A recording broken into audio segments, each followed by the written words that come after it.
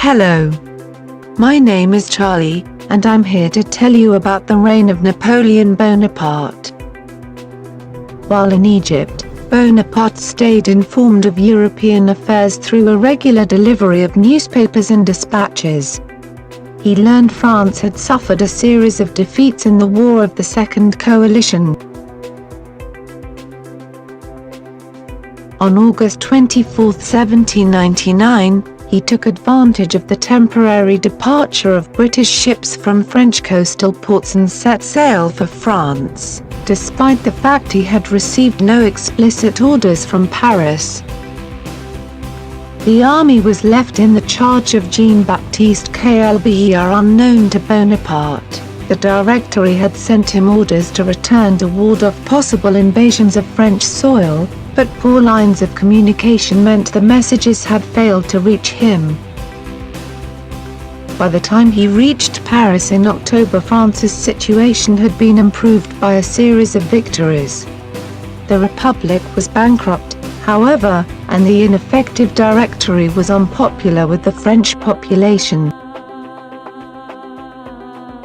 The Directory discussed Bonaparte's desertion, but was too weak to punish him. Bonaparte was approached by one of the directors, Emmanuel Joseph Sées, for his support in a coup to overthrow the constitutional government.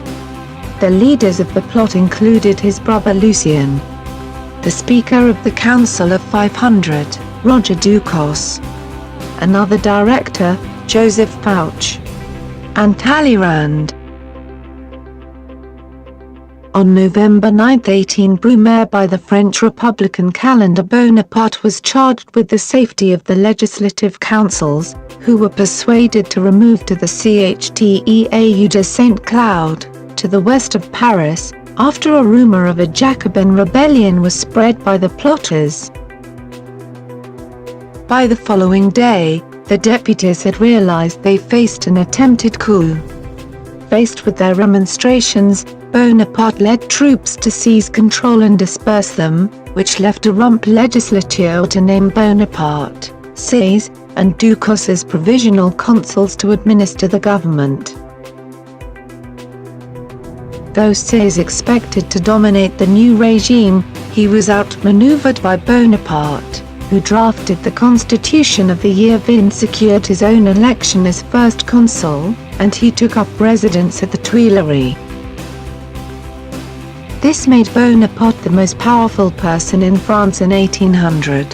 Bonaparte and his troops crossed the Alps into Italy, where French forces had been almost completely driven out by the Austrians whilst he was in Egypt. The campaign began badly for the French after Bonaparte made strategic errors. One force was left besieged at Genoa but managed to hold out and thereby occupy Austrian resources.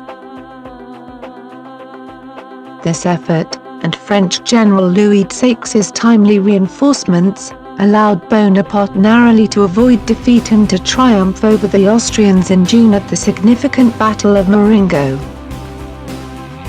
Bonaparte's brother Joseph led the peace negotiations in Luneville and reported that Austria, emboldened by British support, would not recognize France's newly gained territory.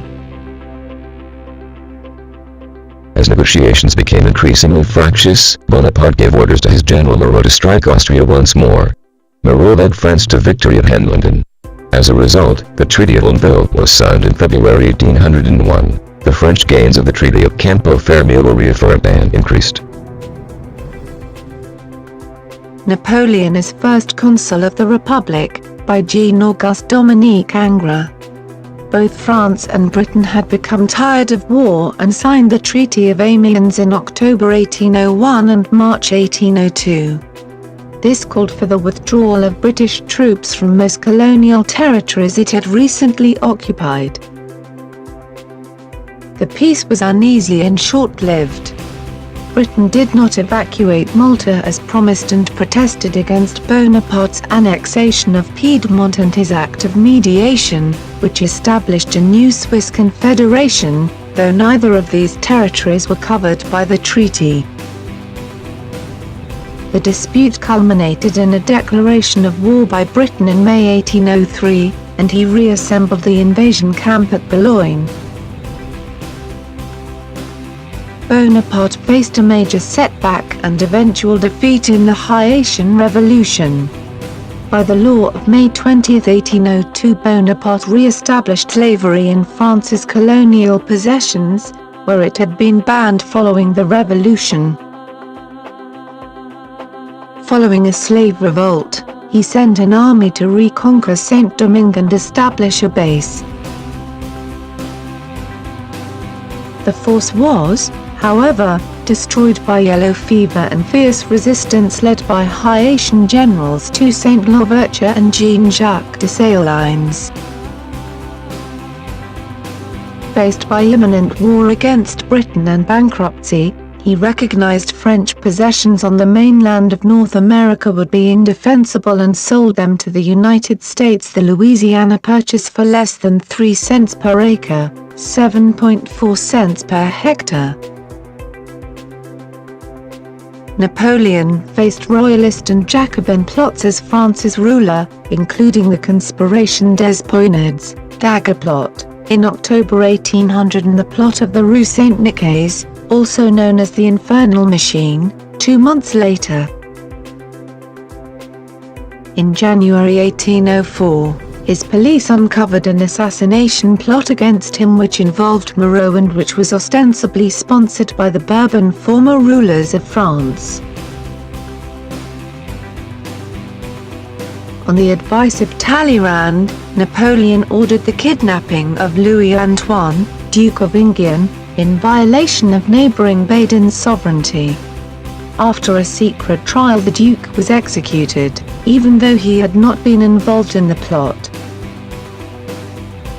Coronation of Napoleon I and Empress Josephine by Jacques-Louis David in 1804. Napoleon used the plot to justify the recreation of a hereditary monarchy in France, with himself as emperor, as a Bourbon restoration would be more difficult if the Bonapartist succession was entrenched in the constitution. Napoleon crowned himself Emperor Napoleon I on December 2, 1804 at Notre Dame de Paris and then crowned Josephine Empress. Ludwig van Beethoven, a longtime admirer, was disappointed at this turn towards imperialism and scratched his dedication to Napoleon from his Third Symphony. The story that Napoleon seized the crown out of the hands of Pope Pius V during the ceremony to avoid his subjugation to the authority of the pontiff is apocryphal. The coronation procedure had been agreed in advance.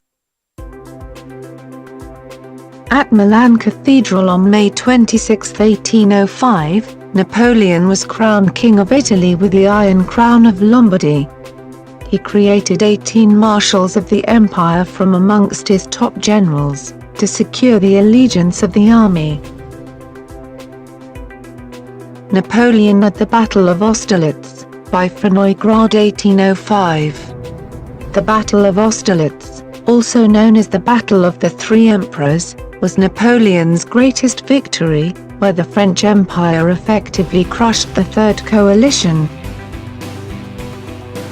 Great Britain broke the Peace of Amiens and declared war on France in May 1803. Napoleon set up a camp at Boulogne-sur-Mer to prepare for an invasion of Britain. By 1805, Britain had convinced Austria and Russia to join a third coalition against France. Napoleon knew the French fleet could not defeat the Royal Navy in a head-to-head battle and planned to lure it away from the English Channel. The French Navy would escape from the British blockades of Toulon and Brest and threaten to attack the West Indies, thus drawing off the British defence of the western approaches, in the hope a Franco-Spanish fleet could take control of the Channel long enough for French armies to cross from Boulogne and invade England. However, after defeat at the naval battle of Cape Finisterre in July 1805 and Admiral Villeneuve's retreat to Cadiz, invasion was never again a realistic option for Napoleon. As the Austrian army marched on Bavaria, he called the invasion of Britain off and ordered the army stationed at Boulogne, his Grand Arme, to march to Germany secretly in a turning movement, the Ulm Campaign. This encircled the Austrian forces about to attack France and severed their lines of communication. On October 20, 1805, the French captured 30,000 prisoners at Ulm, though the next day Britain's victory at the Battle of Trafalgar meant the Royal Navy gained control of the seas. 6 weeks later, on the first anniversary of his coronation, Napoleon defeated Austria and Russia at Austerlitz. This ended the Third Coalition, and he commissioned the Arc de Triomphe to commemorate the victory. Austria had to concede territory. The Peace of Pressburg led to the dissolution of the Holy Roman Empire and creation of the Confederation of the Rhine, with Napoleon named as its protector. Napoleon would go on to say, "The Battle of Austerlitz is the finest of all I have fought." Frank Macklin suggests Napoleon was so successful at Austerlitz he lost touch with reality, and what used to be French foreign policy became a personal Napoleonic one. Vincent Cronin disagrees, stating Napoleon was not overly ambitious for himself, that he embodied the ambitions of 30 million Frenchmen.